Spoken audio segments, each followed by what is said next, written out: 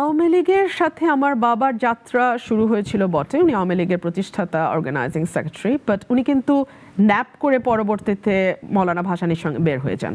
So তিনি কিন্তু আওয়ামী লীগে ছিলেন না। 1973-এর নির্বাচনে তাকে শেখ মুজিব একদম হাতে ধরে হারিয়েছেন। ওনাকে বেসরকারিভাবে জয়ী ঘোষণা করা হয় আমার আসন থেকে, আব্বার আসন থেকে। পরবর্তীতে পরের দিন যখন মিডিয়াতে খবর প্রকাশ হয় তখন বলা হয় তাহিরউদ্দিন ঠাকুর সেখান থেকে জয়ী হয়েছেন, এবং শেখ মুজিবুর রহমান নিজে আব্বাকে ফোন করে বলেছেন, কি ওলিয়াহাত, জিতলা না তুমি আমাকে ছাড়া। আব্বা স্বতন্ত্র প্রার্থী হয়েছিল আর কি।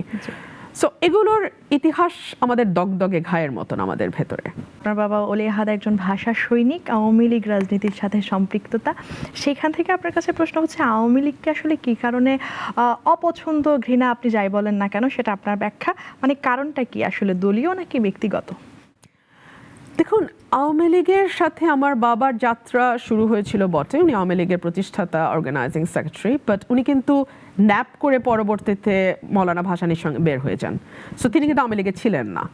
1973-এর নির্বাচনে তাকে শেখ মুজিব একদম হাতে ধরে হারিয়েছেন। ওনাকে বেসরকারিভাবে জয়ী ঘোষণা করা হয় আমার আসন থেকে, আব্বার আসন থেকে। পরবর্তীতে পরের দিন যখন মিডিয়াতে খবর প্রকাশ হয় তখন বলা হয় তাহিরউদ্দিন ঠাকুর সেখান থেকে জয়ী হয়েছেন, এবং শেখ মুজিবুর রহমান নিজে আব্বাকে ফোন করে বলেছেন, কি ওলিয়াহাত, জিতলা না তুমি আমাকে ছাড়া। আব্বা স্বতন্ত্র প্রার্থী হয়েছিল আর কি।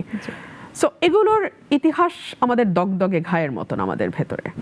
আমার চাচা ভাইস চ্যান্সেলর হওয়ার কথা ছিল স্বাধীন বাংলাদেশে, তাকে ভাইস চ্যান্সেলর করেননি শেখ মুজিবুর রহমান, এবং পরে তিনি হার্ট অ্যাটাকে অ্যাট দ্য এজ অফ 45 উনি মারা যান।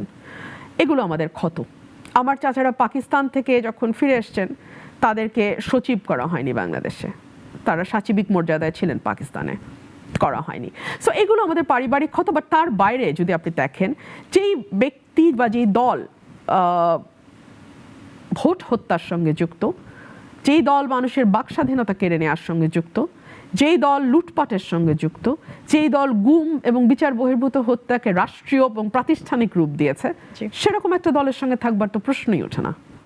2024 সাল, অনেক কথা বলেছি, সমালোচনা শুনবো, পার করেছি, আমরা অনেক কিছু দেখেছি, এবং 2025-এ পা রেখেছি। নতুন একটি বাংলাদেশ দেখার জন্য প্রত্যাশা করেছেন, সমালোচনা শুনবে, এবং সেটি অন্তর্বর্তীকালীন সরকারের একটা ব্যর্থতা।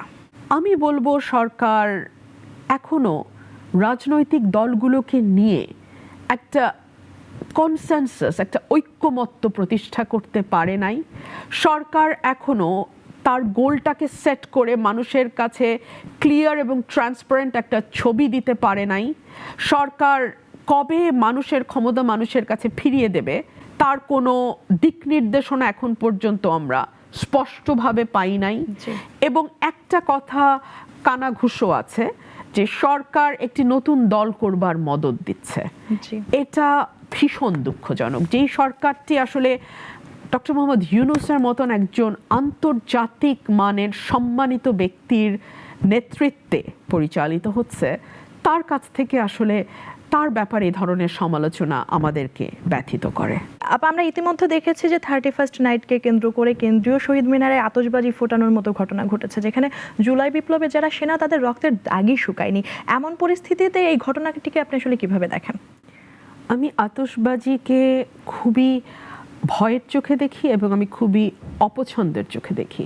দেখুন, আমি যেই বাসায় থাকি, আমি আমার মাকে নিয়ে, ওনার বয়স প্রায় 85-86, প্রতিবার যখন আতশবাজি ফোটে উনি প্রতিবার এভাবে ঝাঁকি খেয়ে ওঠেন।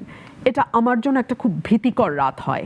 এবং আমি কিছু পাখি পালি আমার বাসায়, ওই পাখিগুলো যে কতটুকু ভয় পায়, পাখিগুলোকে নিয়ে চারপাশে নিয়ে আমি ওদের খাঁচাগুলো আমি বসেছিলাম, এবং ওদের গায়ে আমি বারবার হাত দিচ্ছিলাম যে কিচ্ছু হয়নি, এবং এটা রাত 1টা-1:30 পর্যন্ত আমাকে করতে হয়েছে। সো যার বাড়িতে ছোট শিশু আছে, যার বাড়িতে অসুস্থ রোগী আছে, যার বাড়িতে পেট আছে, তারা জানে এই রাতগুলো কত ভয়াবহ তাদের জন্য।